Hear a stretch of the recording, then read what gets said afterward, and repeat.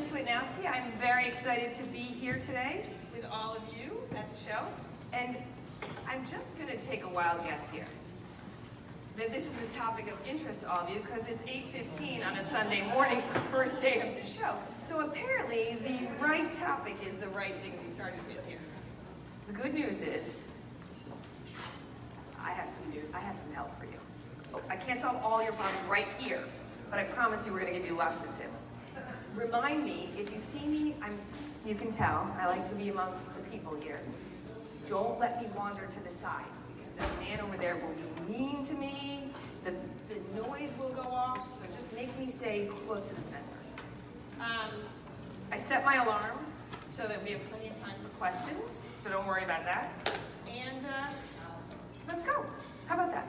I'm going to tell you this. I want you to have a copy of this presentation because I want you to have reference. You're here in the morning.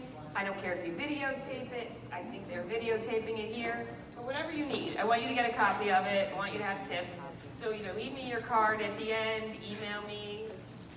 We got some modern approaches. I see a lot of phones taking pictures. That's a good way to do it. I like it. But the key is, let's get you some information. I'm going to ask a trick question. Do any of you here have the right amount of inventory in your store? Okay, just to be clear, that was a trick question, not for all of you, but for people who shall remain nameless in my audience, who I am managing their inventory for them. And they should have raised their hand. So, there, thank you. So it's not, can you tell them it's not impossible? No. Okay, great. So, exactly. So for those of you who say it's impossible, I just have to carry this much, you do not. We're going to talk today about why. Oh, that's me. So I've been doing this for a very long time. I've been on your side of the business. I was a buyer at a major department store. Then I moved over to the wholesale side and have been working with small independent businesses. And excited to say, know your industry very well. Have a lot of clients in this field. I know that you have to carry sizes 30 to 46 and A to J. I know you have fashion. I know you have basics. I also know you're all excited to go see the pretty things out there. Okay? How many of you came with a budget? Not enough of you.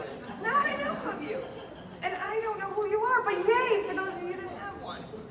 All right, so that was not a trick question, but I'm going to guess that maybe the pretty things get to you prior to the budget.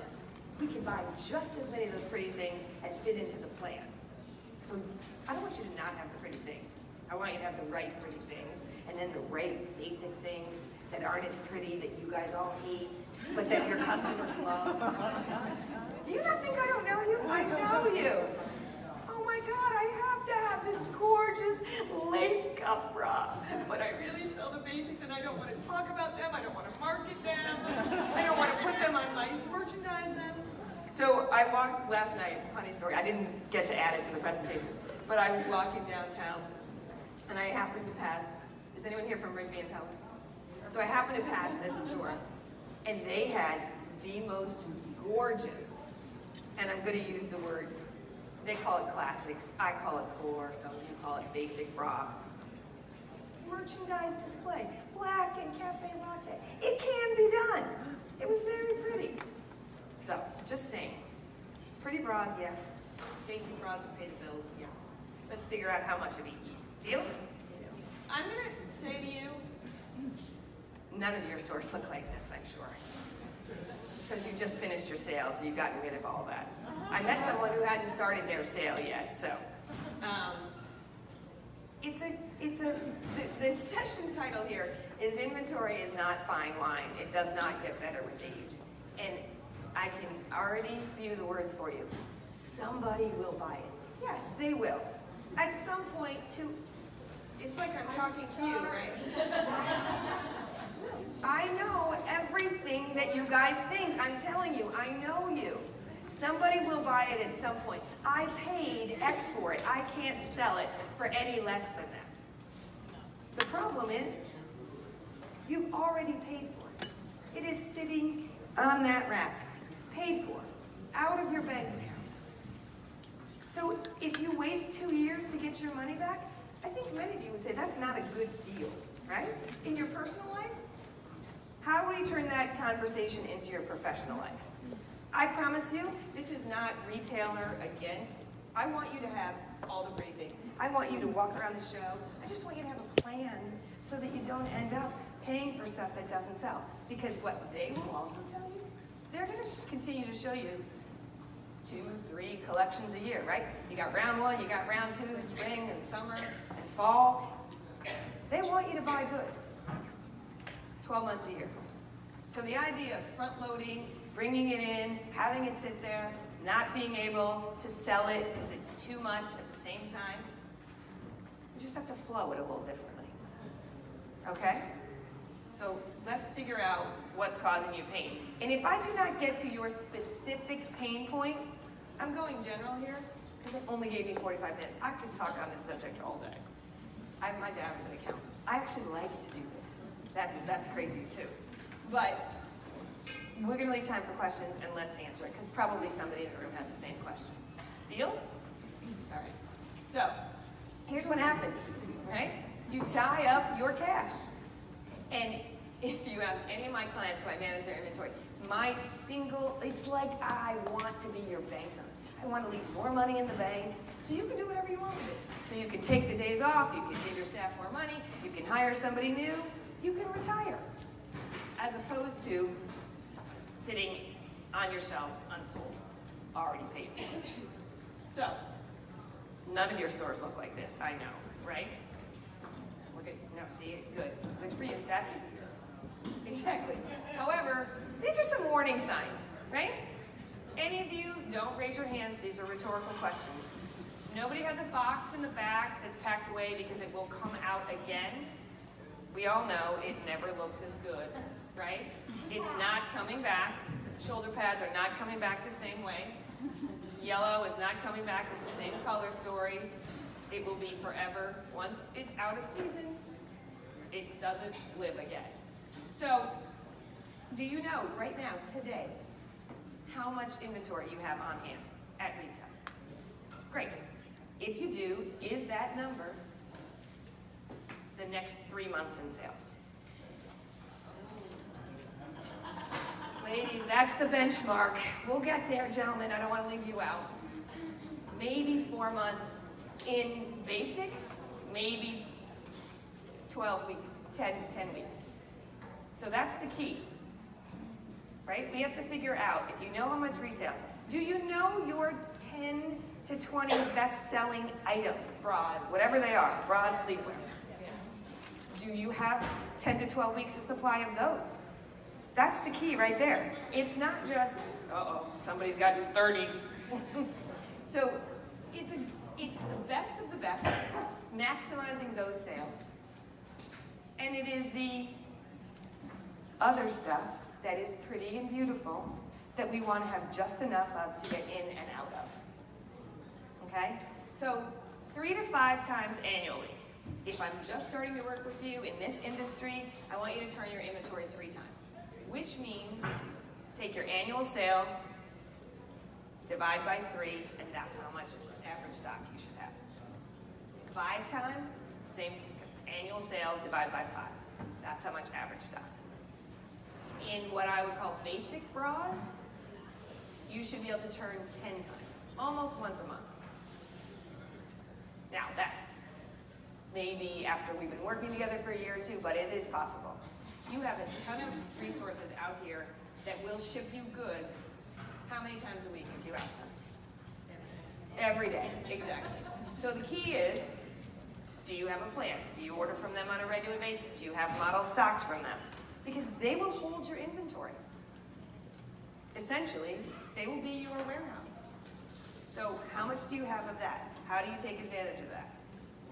Let's be clear, I promise you, throughout this entire conversation, I do not want you to think for 1 minute. I want you to have every single piece of merchandise that you need to make every sale and actually exceed the sales plan. So it's not a punitive thing, it's not cut back just to cut back. It's cut back, and I heard from a couple people before we started. It's to put the right dollars into the right categories. And before I get into this, let me give you one tip if you want to just sort of assess where your inventory is. before we're done, I will tell you this, I will do this for you if you haven't already done it. We'll connect. I'll do an assessment. But a quick assessment would be to take the stock that you have at retail, by department, by category, whatever you call it, and then take the sales that occur in those categories. They should be within 2 to 3% of each other. And by that I mean basic bras does 30% of your sales. You might have 27% of your inventory in that category. That's what I mean. However, things like accessories that you need for all the reasons we know, I've heard them all. But if you have 5% of your stock in accessories and it's doing 2% of your sales, that's a problem, right? You're overstocked. So a quick stock to sales analysis will give you a very high level picture, sort of where you're heavy, where you're light. And frankly, from a fiscal perspective, if you want to improve your inventory performance, start there. Start in the biggest categories and then work back. I used accessories. Yes, do I not want you to have too much accessories? I want you to have all the accessories you need and sell. I want you to have all the hosiery, we sell that. You have swim, everything. It's just a question of what's the right balance. So if I could get you to think about your inventory and your sales in what I would call 3 phases. You are here at a buying show. That is the first phase, right? And you all see these pretty things. But for those of you that came with a plan, that's that pre-buying phase. How much should I have? What kind of budget do I need in each category? What should I spend money on? So pre-buying. At the same time going on, people are back in your stores unless you've closed them and you are selling merchandise. So there is a function of what's going on with sales. I did all this, in a perfect world, I did all this research. I determined how much merchandise I wanted to buy, how much I needed. I have a plan. I buy that. Now the second phase, the selling phase, we execute the plan. But here's what happens. You know the expression, the best laid plans of mice and men, right? The plan is the plan. There's a way to maximize sales. We'll talk about marketing. It's a conversation you can't have inventory management without talking about marketing. However, it did work, let's get more. It didn't work, now we move on to this phase where it pains all of you, that liquidation phase. And you should see your faces right now. You're like, oh my God, I don't know this woman personally, but she's gonna be my best friend. She just said she loves liquidation. I need you all to, yes, you should all love getting rid of it. And by the way, I used to work for a company called Liz Claiborne, tell you how old I am. And our designers would be like, oh no, we're gonna go shop New York, we're gonna go shop LA. I'm like, no, you need to go shop Iowa, Michigan, Indiana, because that's really where, Toronto, but you need to shop where people live and not like here, which are the extremes, right?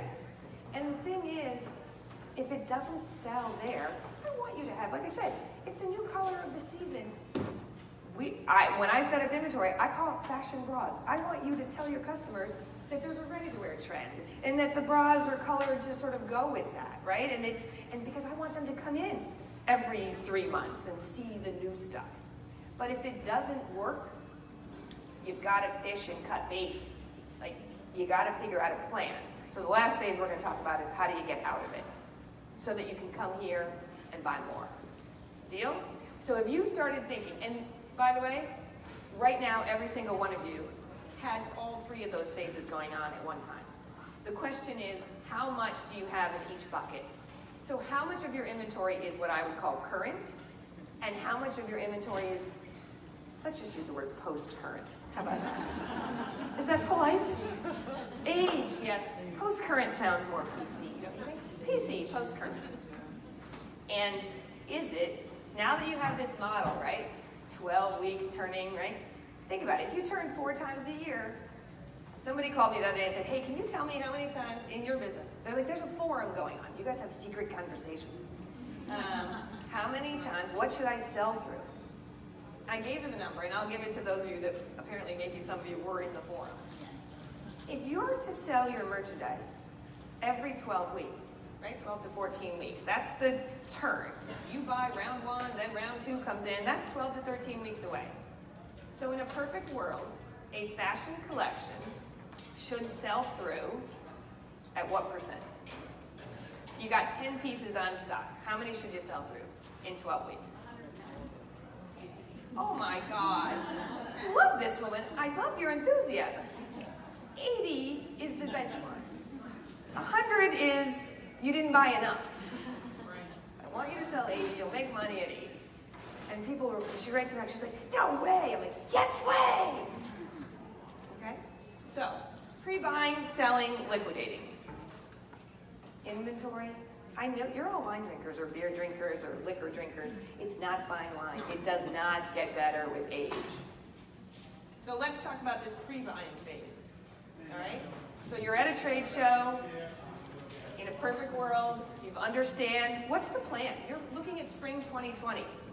I just finished for every single one of my clients a 2020 annual sales and purchase plan. Because we have to think about the future to come here and buy for that. What kind of growth do you want for the year? What areas do you think you can expand on? You want to add a new category to your business. Those are the things that you should be thinking about. At the same time, you just finished spring 2019. What worked? What vendors worked? What categories worked? What do you want to push for next year? What didn't work? Conversely, I tried new vendors, they didn't work. I have the same vendors that I have had for years and they had a terrible shipping spring, therefore we had a bad season with them. Or my customer sizing is moving, so therefore something that was very good because it worked with small boob, and now my customers are getting larger and its sales are going down in that category.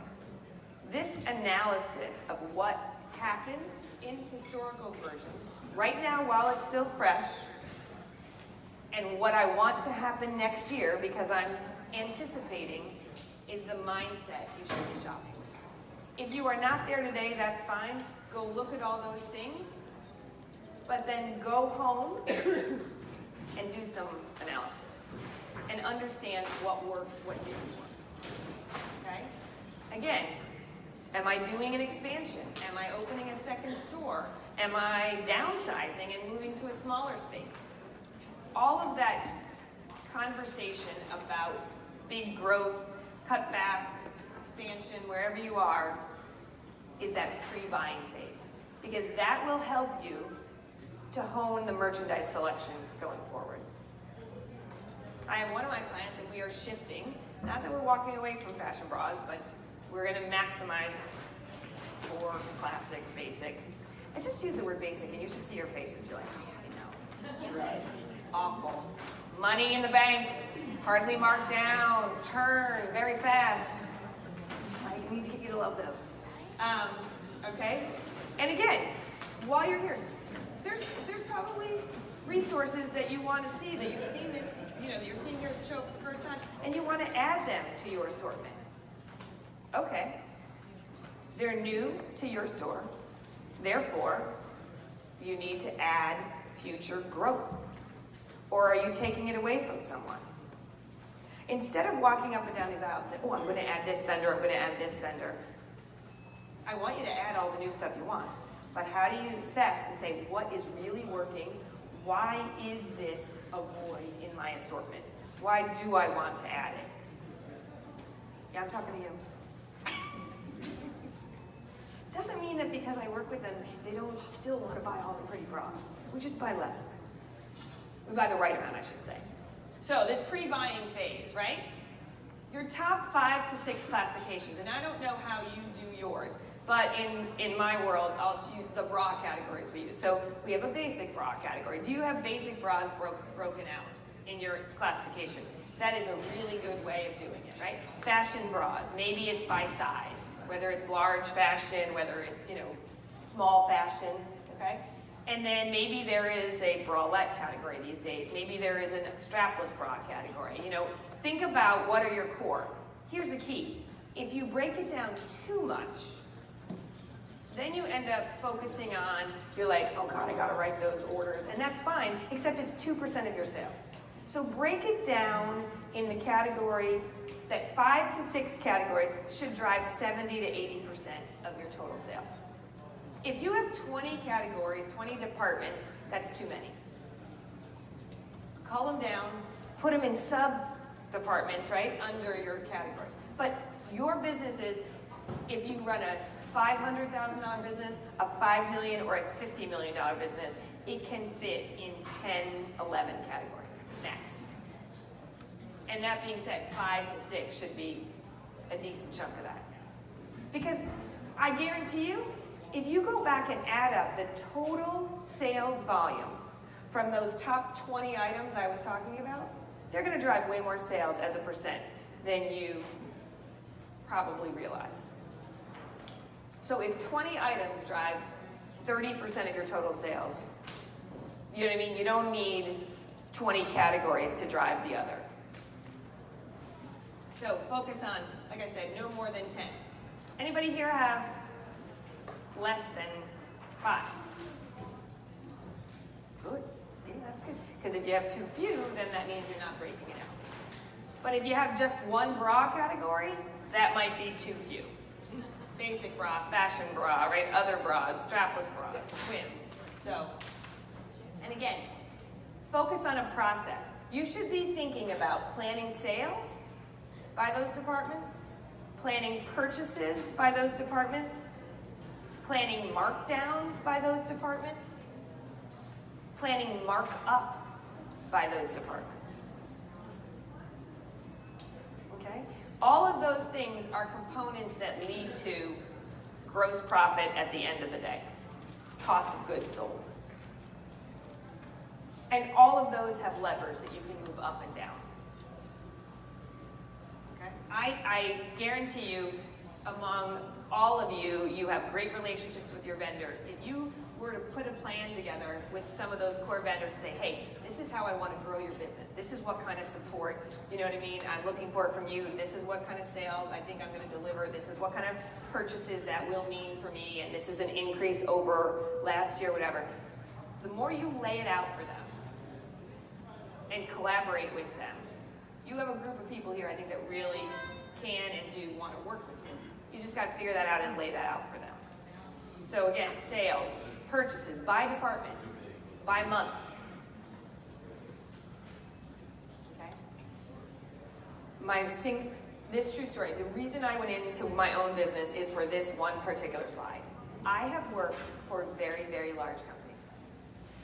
That's not to boast or brag, that's to tell you that I know what very large manufacturing companies give to very large retailers. Okay? And I want you, I do not care, use my name. I went to this seminar this morning and this woman said I could ask for this. Fine. Okay? Like, you need to manage your vendors. And by that I mean a purchase order is a contract. Do you all pay your bills? Right. You pay your bills, you're living up to your end of the contract. The purchase order is the vendor's responsibility to get to you. So your job is to manage that purchase order and put a start and cancel date on that. If you don't think it can be done, I want you to talk to some of my clients. It can be done in this industry, and it does work. Thank you. There's my markdown queen. She start and cancel dates, right? Percent ship. If you pay for shipping on any orders, I want a minimum fill of ... Because if you don't, you will get eaten alive by shipping costs, right? They'll ship you 2-3 times on a purchase order. So, do not ship past this cancel date without notifying me. I am not telling you to be mean. I'm telling you, you take the process back. You tell them, I am watching my orders. You cannot just ship me willy-nilly. Here's why. The people that put start and cancel dates in this room have better ship and fill rates than the people that don't. It is 1,000% guaranteed. Here's why.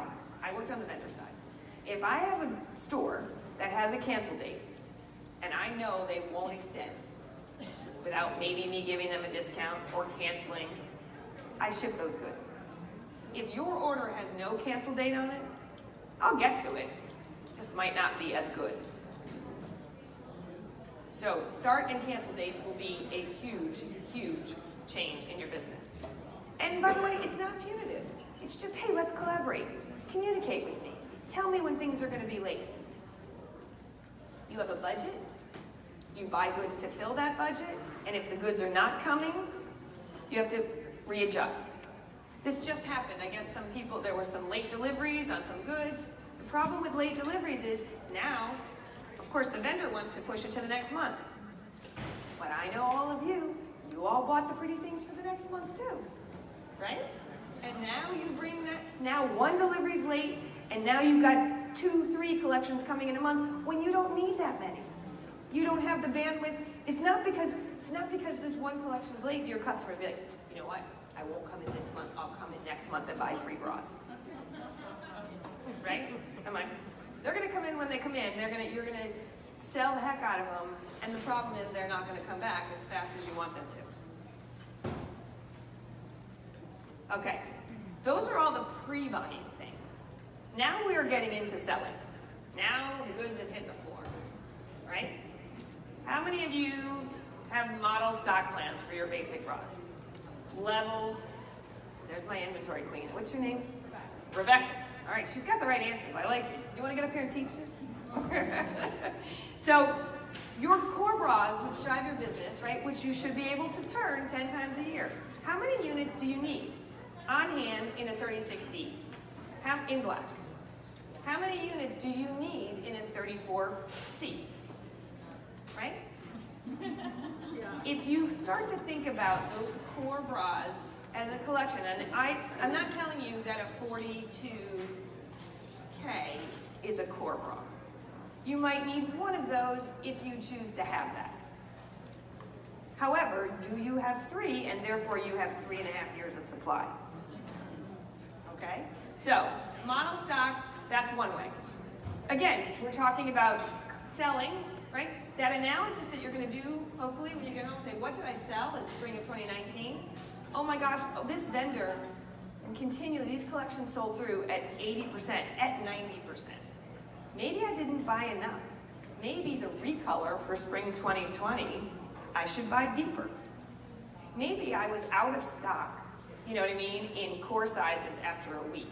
And I called and I couldn't get back. So maybe let me buy a little deeper. Or let me place a reorder right away. You know, there's nothing to say that you can't get a reaction to a new collection and reorder the next week. Do you?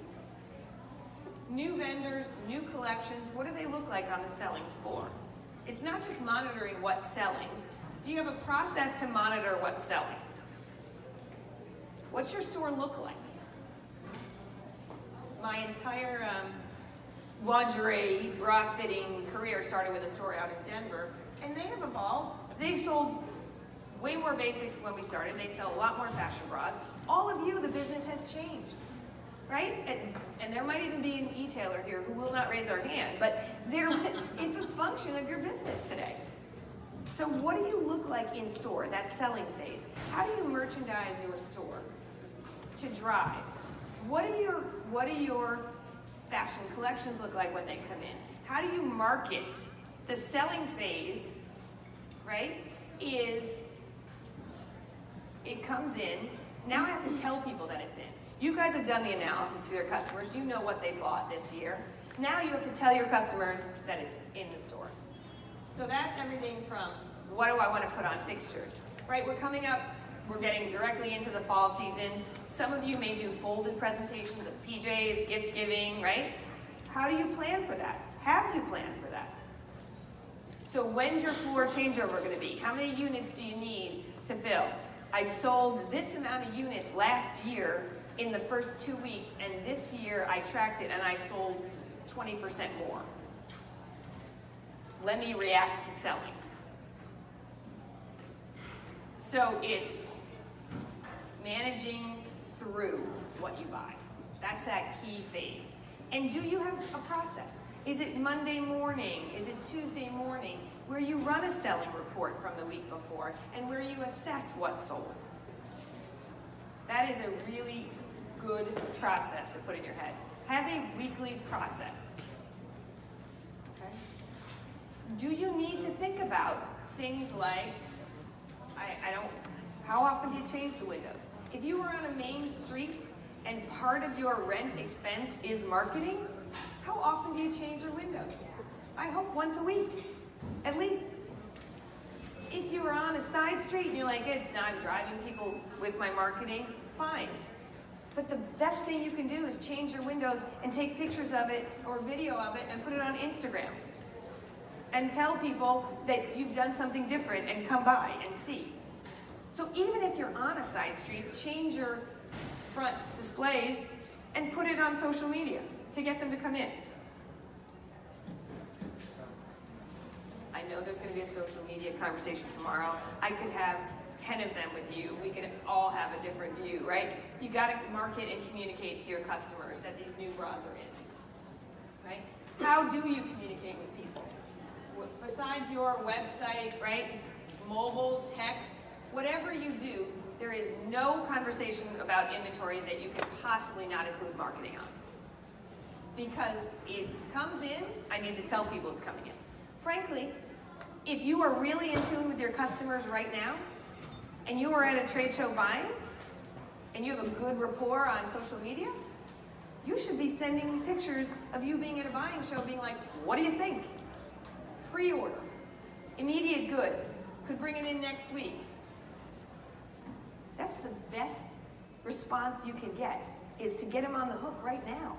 Because you want to buy 12 pieces of this item and the response is amazing, and now you get pre-orders for 12 and you buy another 12 and you've done more sales.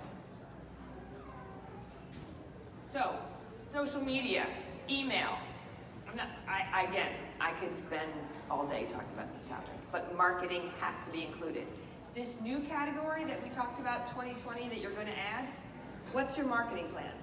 Your customers, don't wait for the new goods to hit your store. I'm making this up. You are finally going to add bra-fitted swim. You can't wait. Your customers are clamoring for it. And the first time you tell them about it is the day the goods hit the store. That's 3 months too late. Build up the anticipation. Pre-sell those goods. All right, again, weekly review. Set it up. Is it a computer report that's generated that you're ready to look at? Right? Is it that you communicate that to your staff? I am a huge proponent. They are part of your success. What's the goal? Does everybody know, if you will, you guys are away. I had this conversation with all my clients. Like, you're away, if you will, while the cat's away, the mice will play. Versus, hey, we just came out of our sale. Let's communicate. Let's use this week to reconnect with customers, people that we met for the first time. Right? How do you monitor and make something happen on a weekly, daily basis? Get it? All right, now. We thought about it. We best laid plans. We can't wait. It came, we prepped it. We marketed it. Everybody was chomping at the bit. They couldn't wait for us to have it. We brought it in. It had the best spot on the floor. We had trunk shows. It was amazing. Well, amazing. They looked at it. They never bought it. Oh dear. It's the same thing. Do you monitor sell-through? So if that conversation we had earlier about getting to 80, and you've got collections that are sold through at 15% after 4 weeks, red flag. That's a problem, right? Something's not working. So how do you address liquidation? Do you have seasonal key items? Let's talk about swim, right? What's your drop dead date? I don't want you to be disadvantaged. I know somebody you think will buy it. I'm not as confident of that. I think I would rather you reinvest the money in something else. But the question is, I also don't want you to be disadvantaged. And with the internet today, you are disadvantaged if you don't take timely markdowns. Because your customers see what is on sale other places. So you have to monitor what people have at prices on the internet. Doesn't make it fair, doesn't make it right, it just is. So if you don't have a liquidation plan that is timely, you are disadvantaged. And I don't think your customers, maybe some of them will, if they're new customers that have never been to, hi, your goods are overpriced. Like, no one's gonna say that to you, but they're gonna think it. And then they're gonna walk out and go buy it online. Oh, I saw that on sale. Okay? So create a timeline for markdowns in advance. I want this fashion collection to be in and out in 12 to 14 weeks. That means I should sell, to get to 80%, I should sell 6% a week, 7% a week. The first 2 weeks I sold nothing. Got to do more marketing, right? Got to try, push it. But if I'm not there, what's the plan? Typically, I say markdowns are your friend. The expression in retail is your first markdown is your cheapest. A timely markdown in the right season will be the cheapest. How much is the Christmas sweater worth the day after Christmas? Like, at least 50% off, right? You might sell it at 25% off 10 days before Christmas. If you have the mentality that somebody's going to buy it at regular price, you're going to get stuck with it. And then you will get less for it. So plan to take your markdowns, determine your weekly sell-through goals, and you will be in a much better position. If a collection has sold through and you have odd sizes, you don't have sets, but it's just pieces, that's a 25% markdown, just a few to move. That means your customers liked it.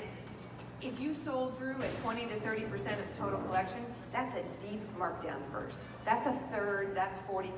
Because what your customers are saying is, we didn't like it. And now we have our best friend. And I want you to embrace them like they are your best friend. Your sale customer. Yes. They will help you out of, and I know you all want regular price customers, I do too. But you know that a good sale customer can be converted down the road. Just court her, bring her in, give her, you know what I mean? Use your sale customers for when you need to. Okay, I finished. Look, by the way, I have to show you this. I put that slide up there to get that exact. People are like, free? What? I'm going to save time for questions, but I want you to know that analysis I was talking about, that stock to sales analysis, if you have a POS report and you can give me you can give me spring sales, right? Give me spring 19 sales from January to June. You can give me it by category, and you can give me the stock in the same numbers at retail. I'll do that analysis for you, and very quickly give you some high level, like here's where you are.